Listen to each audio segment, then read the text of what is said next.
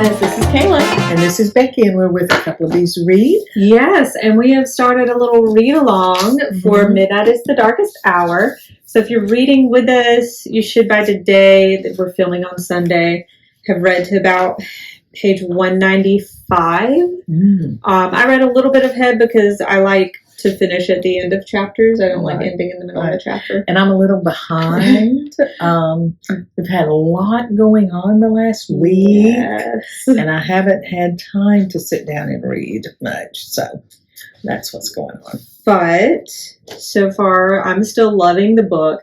It's like, oh my gosh, there's so many things, Becky, that are about to happen for you. And I know. That I can't really say because it would ruin it for me, and I'm going to be reading later tonight and everything, so I'll get caught up pretty quick. But I can't help, the comparison, yes, to Twilight, not Twilight, the other one. The Where the Crawdads Sing. Oh yeah, Where the Crawdads Sing. And the writing is very similar.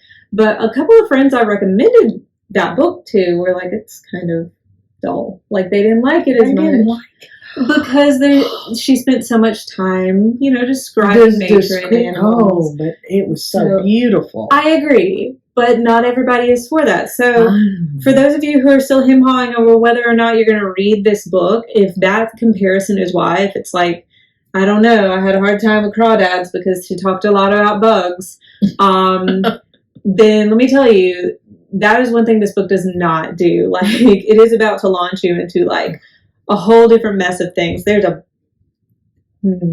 basically, Everett and Ruth start their own investigation of the murder. They found out it's not who they thought it was. Right. And they get into some trouble. There is a biker gang involved. Things go wild. So this has plenty of action to keep those thriller purists in their at the edge of their seats. Okay. So if you are still hem-hawing, definitely pick this up. Okay. All right. Okay. So one of our group questions that we didn't get to was Ruth observes, even if you hate your family, you still inherit from them. What does this mean? What is her inheritance from her parents?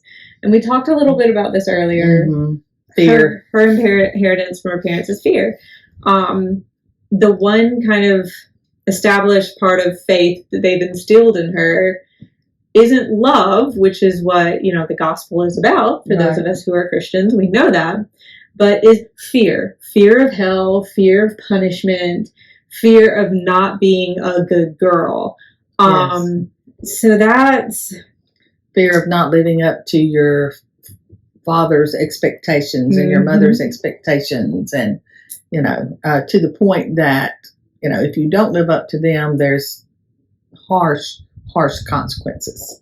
Yes. And the implication with this question or this line of thought is also that Everett is going to inherit something from his family. His mother died in childbirth and he's left with his drunk of a father. And there's just certain hints at whatever it's up to all the way through. And at some points you're going to be questioning, like, how much of a moral compass does this kid have? And it makes sense because of where he comes from and who his father was. So I'm interested to see how that line is mirrored in his character development. Right. So let's see. And then this was a huge, I think, character moment for Everett. He argues that pain is how you know you're alive. Why does he believe this? How is that belief dangerous throughout the book? The only thing that makes you know you're alive is pain. I mean, that's terrible. Yeah.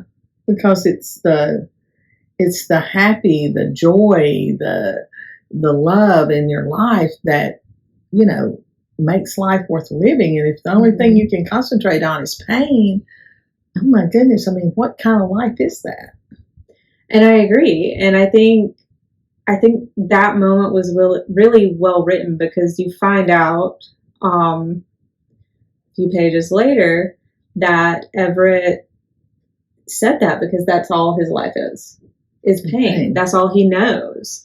So, and it's this really poignant moment because I remember highlighting when he said that and being like, this kid's gone through it. He's gone through the ringer. This is, he's not clinging to life for love.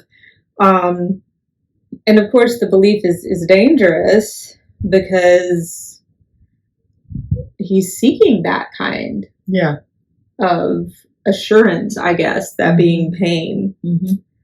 And then one of the other discussion questions, quite frankly, we're going to wait on. Okay, because I haven't got there yet. Yeah, and it can be a bit of a spoiler. So if you haven't picked this up, we're only about 200 pages in. Many of you are much faster readers than I am. We're only doing 15 pages a day. So please... I'm only on chapter 9, so you can catch up with me. Yes, please hop in, try to catch up. It's a great book. And let us know your thoughts. I have lots of little stickies in there. So let us know your thoughts. Let us know what you're thinking in the comments. And until next time, bye guys. Bye.